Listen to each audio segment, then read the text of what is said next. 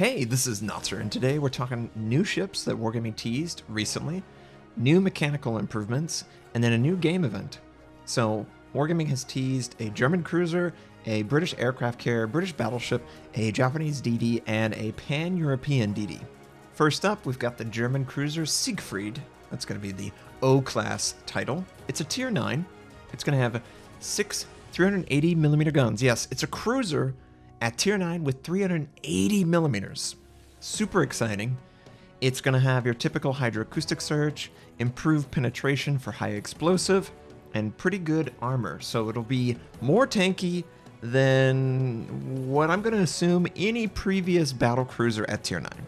So Alaska, Kronstadt, Azuma, all of them should theoretically take more damage than this German cruiser. Now we'll see the armor scheme when it's live.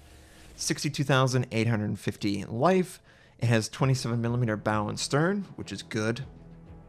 Don't know how much of the bow and stern that's going to be actually 27 or a higher value. They haven't really shown that. But 3x2, 380mm, a maximum fire range of 20.6. Cool. HE shell, AP shell. You can see all these stats. The one interesting thing is this 175 meter maximum dispersion. That is very cruiser-esque. And Wargaming has suggested that this will fire a very accurate battleship gun. And if they can mimic what they've done with the Georgia, they will absolutely nail this ship. I feel completely comfortable with the 457s on the Georgia. I can't wait for it to come out. I want that accuracy applied to this ship and other German ships like the Gneisenau. Something to really improve the accuracy and consistency, but it's exciting that it's going to be on the Siegfried. The AA, your typical medium-range German, is really strong. Its long range, not so much, and then its point-blank gives up a little bit. From a consumable slot, damage control hydroacoustic, and a 6-kilometer range detection for ships, 4-kilometer for torpedoes, so it is the German hydroacoustic, or defensive AA.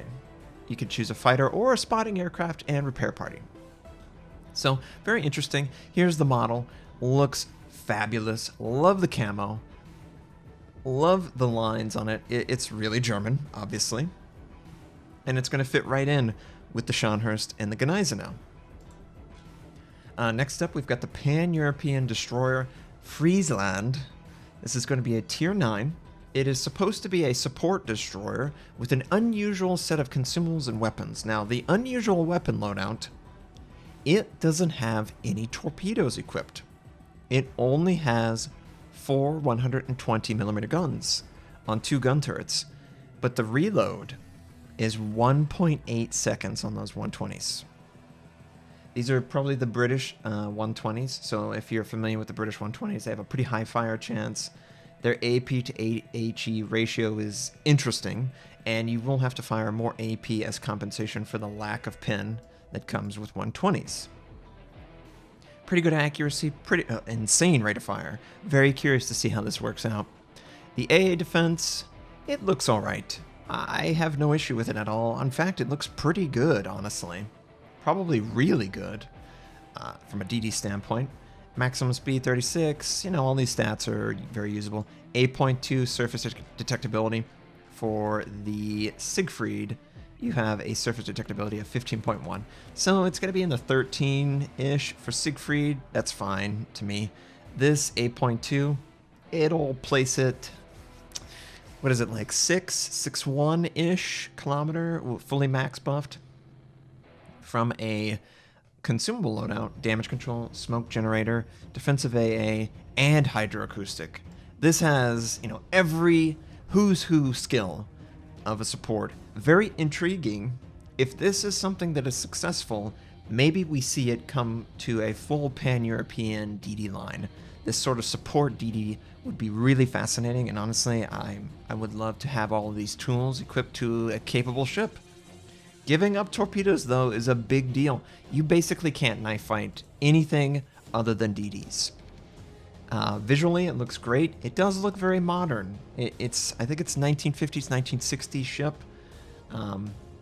It's going to be introducing the Pan-Europeans as well. The Boyskovica will be shifted over, so all your Boyskovica commander will intermingle with the Pan-European, so you can use the same commander for both if you would like.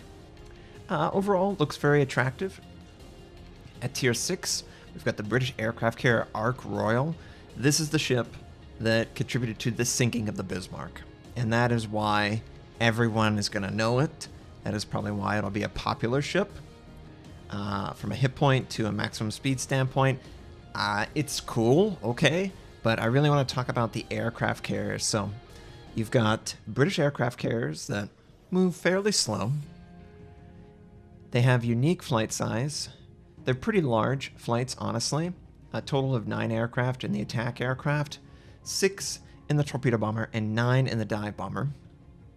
They haven't mentioned if there's going to be a difference in design, so I'm going to assume this is going to be very similar to the Kaga, where it has larger flights that take extra damage, and they do your typical British attack rocket, 27mm pen, 26mm of pen, only very usable on DDs and cruisers and superstructure battleships.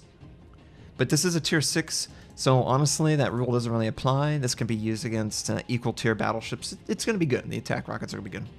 Torpedo bombers, you've got 3 British torpedoes at tier 6, very attractive, should do tons of damage and cause many floods.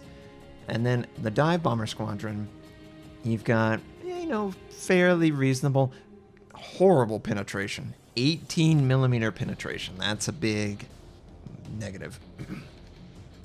This is the Ark Royal. Looks very cool. It does look like a tier 6. It does have, I think, Swordfish. I think they confirmed on their stream that they would indeed equip it with Swordfish. That's the aircraft that stuck the rudder. Very interesting. Now, that's not the only new ships we have to check out. There is a new Japanese destroyer, Hayati, tier 10.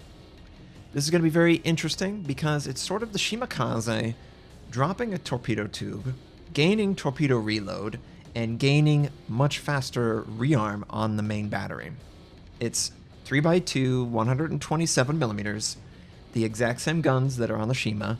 They have, basically the same stats, HE, AP, fire chance, all that, but the reload. The reload is, I think, 2 seconds faster on average. Very big gain before you consider a gun build. Also, the turret traverse is very fast. So it's going to be much closer to a Gearing, a Yue Yang, than it is a Shima and, all those other Japanese where it's super slow. Torpedo tubes, 2x5, 610 minutes, so this will probably have the 12-kilometer range that we're so familiar with. I don't know if there'll be another option from a torpedo standpoint. AA, it's going to be mediocre. Maximum speed, 37 knots. Training radius, pretty bad, honestly. The rudder shift is fine. Surface detectability. This is not going to be as as concealed as the Shima, for obvious reasons. But it's not going to be terrible. It's going to be in the ballpark, and it'll be competitive. Damage control party, smoke generator, or torpedo reload booster, and then engine boost. So it's really a risk versus reward choice to me. If you want to go torpedo reload booster versus smoke generator, good luck. Good luck if you want to go torpedo reload booster with all the CVs. And here's the ship. It looks very similar to a Shima. It has a pretty cool camo. Obviously, it's missing one of the torpedo launchers in the center, but that's fine. 10 torpedoes, more than adequate for the gearing, more than adequate for a lot of ships, should be good for this. I personally would never go torpedo reload booster in a CV world. I get focused way too hard. Smoke generator is my choice, but there's going to be players who choose it, and that will be 20 torpedoes in the water. That's going to be pretty intimidating. Another tier 10 ship, it's a British battleship, the Thunderer.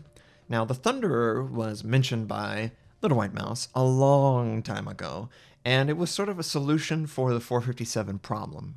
The Conqueror just can't use the 457s in a balanced design while also maintaining the 419s. So this is sort of splitting it off. It's giving it a little bit more compensation on a unique repair party and defensive AA, which is very rare for battleships. The Hood's the only one. But this is the 4x2, 457mm. It has the exact same health, the exact same armor, as the Conqueror in my estimation. Same firing range, same ridiculous fire chance, ridiculous penetration, 30-second reload, you know, typical. It's got not great secondary gun range, but it's above average at 6 kilometers. Don't know how useful that'll be. AA, you know, very typical British. It's good for defending itself, but it's horrible for helping others. At maximum speed, 29.5 knots. It's a very fast battleship. 820 meter radius, turn circle. Rudder shift is actually pretty nice. 10.4 seconds. So this is putting it in that Vanguard and the Conqueror Legendary conversation, which I like. 15.7 kilometer detection surface. So it almost has the exact same detection as the Siegfried at tier 10 versus tier 9, and one's a cruiser, one's a battleship. Damage control party, repair party, and it's that special British heal that does a good job. It has a pretty fast reload of 60 seconds premium, 90 seconds non-premium. So somewhere in between a Massachusetts heal and a regular British heal. And it has defensive AA. I don't expect the defensive AA to be all that impressive, just because it's not very impressive on the hood. It's there, but it could be better. Now, you know what is impressive? I love this skin. This looks great. Love the blackout, love the little highlights here. It's the Conqueror model with the 457s. I can't wait to try it out. And we thank Little White Mouse for envisioning the future. Yeah, exactly. Now, mechanical improvements. This is very exciting for me as a player. Up until this up-and-coming update, you might notice that sometimes you penetrate a ship and you do 0 damage. You don't incapacitate any modules, any secondaries, any AA mounts. You don't do anything. You just see damage, a pin value on a ribbon, and no damage associated. That's because you've hit the torpedo bulge, but you haven't penetrated to the next layer. So it sort of got stuck in a low armor area, and they were testing this, and it was increasing the damage battleships took by an astronomical. So Wargaming went back to the drawing board, and now they have reclassified this as a brand new ribbon. I don't know exactly what they're going to call it, but it's just the shell, the torpedo, or the bomb enter the ship, but they fail to penetrate further into actual vital areas of the ship. Just the torpedo bulge. These new ribbons hopefully will clear out all of the hit confusion that we see. What they're going to be doing, 10% of the maximum damage of a shell will be inflicted in cases when the penetration ribbon was received after secondary armament or AA defense guns penetrated. On live client right now, if you pin a secondary armament and an AA defense gun and you don't kill it, you will do 0 damage. After this implementation, you will do 10% of the shell's damage, which is a step up for sure. If the shells happen to hit destroyed secondary armaments or AA mounts, they will no longer, they will act as if they don't exist, and the shell will just pass through and impact the ship. But this is only when it's destroyed. It's 10% when it's passing through, but it hasn't completely destroyed the ship, the component. Hopefully this reduces the chance of seeing a penetration ribbon with no actual damage. Hopefully it does. They're introducing Com Richard, which is a Russian CC, and the Mighty Jingles, which is obviously an English CC, to the game with their unique voiceovers and their unique portraits. They look pretty cool. I recognize both of them. They deserve it. I'm happy for them. They're adding a new epicenter mode to Two Brothers. That might be insane. It is for testing, training room. So I've heard that Flambast does a Two Brothers crazy mode. Hopefully this can help him accomplish it more. We'll see if it actually becomes a playable game mode or a map version in live client. In-game collections are now sorted by completion date, while active collections are displayed on the left. So, if you go into your collection thing, you have to sort of scroll through, and they're ordered weirdly. Now they're going to move all of the completed ones to the right, and the ones that you're still working on to the left. So it'll just make it easier for you to read. Copper and Molly have been renamed to rank and clan tokens, and the icons will be adjusted. We got a bunch of permanent camouflage. Looks very cool. Looks like a half British flag. You've got the Queen emblem, and you've got I think a dragon or a lion, some fiery dragon, lion. You've got sort of a German eagle with some German lines. So it looks like an American, all American for sure. It looks like Wargaming is going to create some more camos that they can sell or be earnable. Here's the Russian sort of the two-headed eagle that the Russians have. Looks very cool. Honestly, I really like all these skins. And then for the Japanese, you sort of have the rising sun element-ish. Not too much, just enough that you have an idea that it exists. Got some, mountains and temple and all that stuff. Really, really cool. And then the Bagon. The Bagon is going to get a brand new camo that can be bought with clan tokens. And look at this camo. Doesn't this camo look awesome? I love the details around the center, on the turrets, on the bow and the stern. There's a giant, like, fleur-de-lis or whatever. I think that's what it is. I can only see half of it, but I assume it's going to be this emblem wrapped around the bow. So very cool. Very, very cool. And then we're going to get a new game event. Now, this is a post-apocalyptic themed event, and this is a battle royale. It's going to involve 4 teams of 3. So you'll be able to apparently div up whenever you play this. The participation is limited to special ships, so similar to the Torpedo Beats game mode, we're going to get some ships with good detectability, weak main battery, and solid torpedoes. Z-52 Shimakaze Daring, that's one set with their own prototypes. We've got weak and slow torpedoes, strong main battery, and good maneuverability and engine power. This is the Yueyang Gearing Kleber group. That will also be another ship class that you can choose. And then finally, there's a third ship class, ships with an average torpedo, long cooldown, accurate main battery, and high speed. This includes Grozovoy, Harugumo, and Khabarovsk.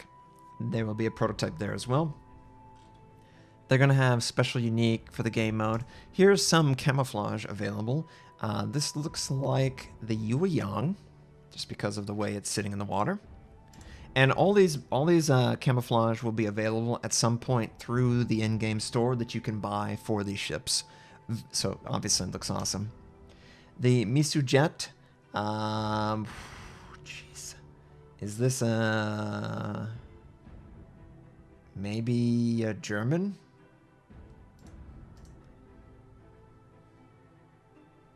This looks like, geez, I can't even tell. This is a Daring. This is absolutely a Daring. This is probably a Russian ship, so either Grozovoy or Kaba. Probably Kaba. And I'm going to assume this is like the Shima or Harugumo. So, that'll be very cool. Yeah, that'll be very cool. I think it's the Harugumo. So, very cool skins. They're going to have 9 commanders decorated with apocalyptic, I don't know what their unique voiceover will be in-game, if anything. But all the ships are going to be equipped with repair party, smoke generator, hydroacoustic, torpedo reload booster, main battery reload, or engine boost, depending on the ship class and the type. Players will start the battle without any of their consumables, and they will replenish charges by activating the special zones. You go into the map and you collect the special zones. You gain consumables that you can then use to defeat your enemies.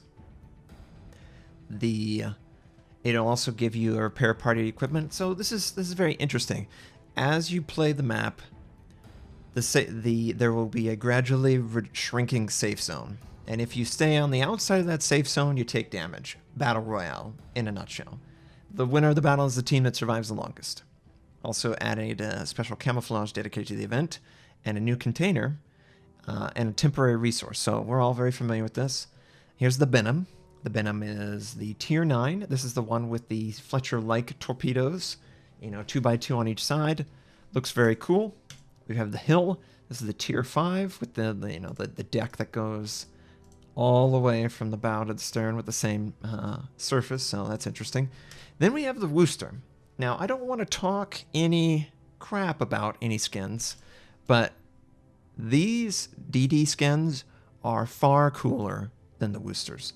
The Wooster, for all intents and purposes, is just a texture swap. There's no actual brand new model to this, and I'm kind of disappointed by that wargaming. But this also could just be an example of the temporary camouflage that will be earnable through the event. If you notice the icons over here, they are not indicative of, what to expect. And then obviously a new post-apocalyptic port, very cool, but very interesting overall, the future updates that are coming. I really am very interested in the Siegfried. I really want to check out the Siegfried. I think the Siegfried is the ship of choice. Obviously, Friesland, that's going to be cool for me too.